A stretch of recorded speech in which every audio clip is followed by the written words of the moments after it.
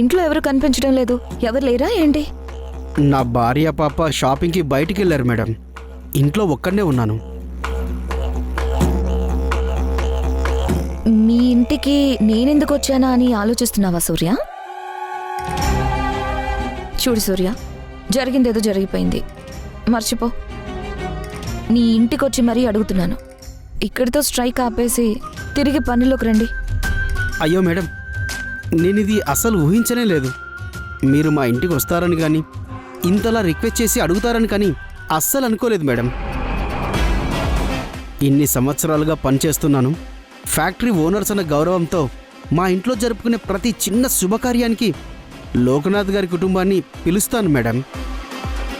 వాళ్ళింటికి మనం వెళ్ళడం ఏంటి అనుకున్నారో ఏమో, ఇంతవరకు ఒక్కసారి కూడా మా ఇంటికి వచ్చింది లేదు.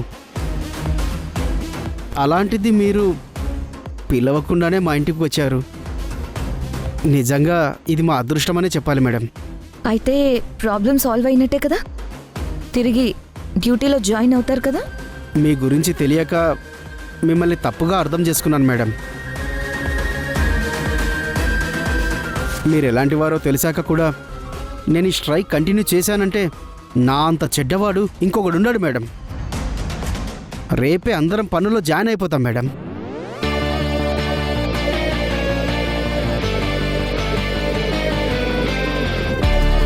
నువ్వు ఇంత తేలిగ్గా ఒప్పుకుంటావని ఊహించనే లేదు సూర్య. మరేం పర్లేదు, ఫ్యూచర్లో నీకు ఏ హెల్ప్ కావాలన్నా నేను చూసుకుంటాను. ఇక నుంచి నువ్వు నా మనిషివే. Thank you madam. సరే, ఇక నేను బయలుదేరుతాను. Thank you Surya. మేడం, రాక ఫస్ట్ టైం మా ఇంటికి వచ్చారు. కనీసం కాఫీ టీ కూడా తీసుకోకుండా వెళ్తున్నారు. ఇప్పుడేం వద్దు సూర్య. ఈసారి ఇంకెప్పుడైనా వచ్చినప్పుడు నీ భార్య పిల్లలతో కలిసి ఏకంగా పార్టీనే చేసుకుంటాను. వద్దు మేడం, ఇంకెప్పుడు మా ఇంటికి రాకండి. ఏమైంది మేడం అలా చూస్తున్నారు? మీరు కరెక్ట్గానే విన్నారు. ఏంటి మేడం, డ్యూటీలో జాయిన్ అయిపోతాం అనగానే నిజంగానే నమ్మేశారా? మీకు నిన్నే కదా మేడం చెప్పాను, మాకు కూడా పరువు, మర్యాద, ఆత్మాభిమానం ఉంటాయని. అవన్నీ వదిలేసి మీరింటికి వచ్చి అడగగానే తలాడించి పనుల్లోకి వస్తామని అలా ఎలా అనుకున్నారు మేడం? ఏది మర్చిపోలేదు మేడం. అందరి ముందు నన్ను కొట్టారు. అదే అందరి ముందు నన్ను కొట్టిన అవే చేతులతో నా కాళ్ళు పట్టుకొని నాకు క్షమాపణలు చెప్పాలి. అప్పుడే కదా మేడం మేం పనుల్లోకి వచ్చేది. అంతవరకు ఎందుకు వస్తామనుకున్నారు? నన్ను నీ కాళ్ళు పట్టుకోమంటావా? How dare you!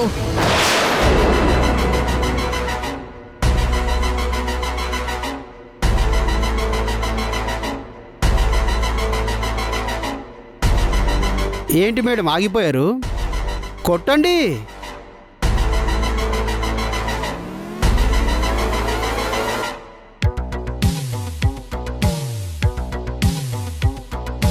ఆల్రెడీ ఒక్కసారి కొట్టినందుకే విధుల్లోకి రాకుండా స్ట్రైక్ చేస్తున్నాం. ఇప్పుడు మళ్ళీ కొడితే ఇంకేం చేస్తామో మీరే ఆలోచించండి మేడం. అన్నట్టు నేను ఇంకో మాట కూడా విన్నాను.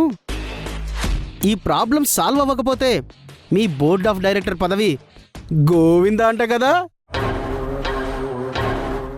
లేదు, ఫ్యాక్టరీలో అంటుంటే విన్నాను. జాగ్రత్త మేడం, ఆఫీసులో పవర్స్ లేకపోతే కూరలో కరివేపాకులాగా తీసి పడేస్తారు. అదే ఎవరు వాల్యూ ఇవ్వరని చెప్తున్నాను. అందుకే చెప్తున్నాను మేడం, పవర్స్ లేకుండా ఒక పక్కన కూర్చోవడం కంటే నాకు సారీ చెప్పి అందరూ నెత్తిన కూర్చోవడం బెటర్ కదా మేడం. నేనా? నెవర్.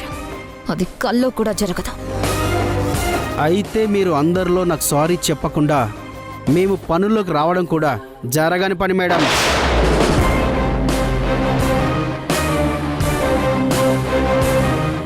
ఎలా పనుల్లోకి రారో నేను చూస్తాను. ఒక్క నిమిషం మేడం.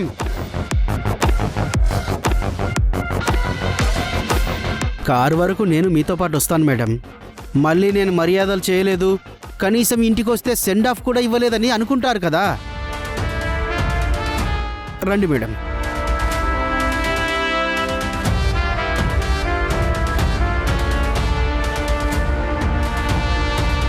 Bye madam.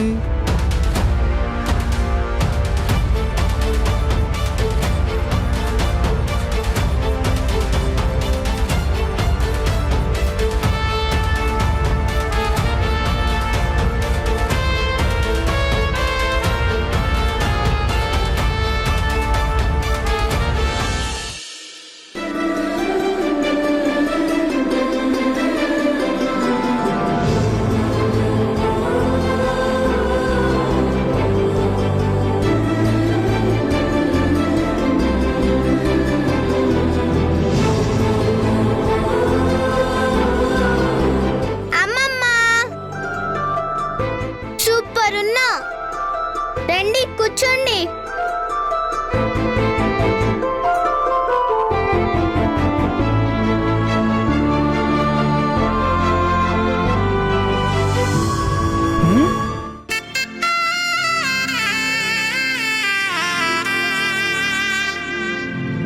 ఏమైంది మేడం, అంత సీరియస్ గా చూస్తున్నారు?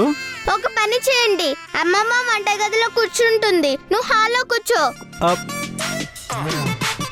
అయ్యో, క్లోజ్ గా జరిగి కూర్చొని తాతయ్య. అర్థమైందిలే. ఇప్పుడు ఓకే? ఇప్పుడే చెప్తున్నా, బొమ్మ సరిగ్గా రాలేదనుకో మేడం గారికి ముద్దుల పెనాల్టీ ఉంటుంది, జాగ్రత్త. మరి సర్లే తాతయ్య, ముందు నువ్వు కదలకుండా కూర్చో. ఓకే.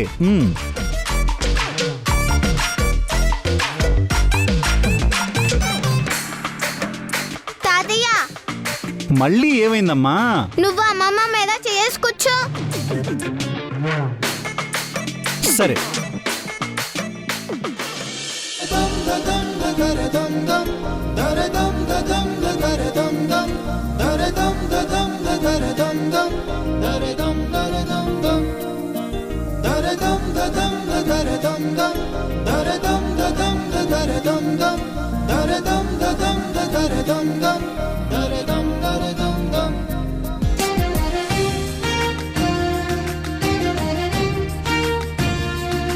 అబ్బా, కదలకండి తాతయ్య.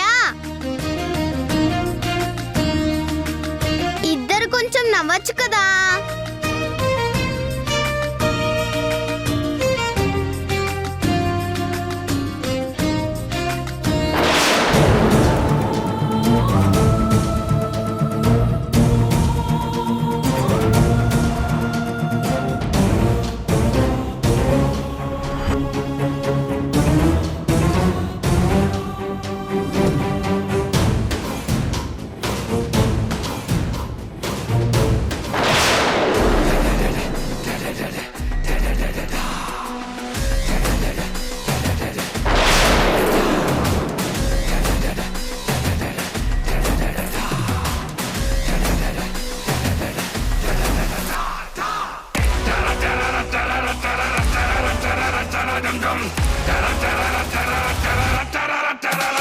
Dum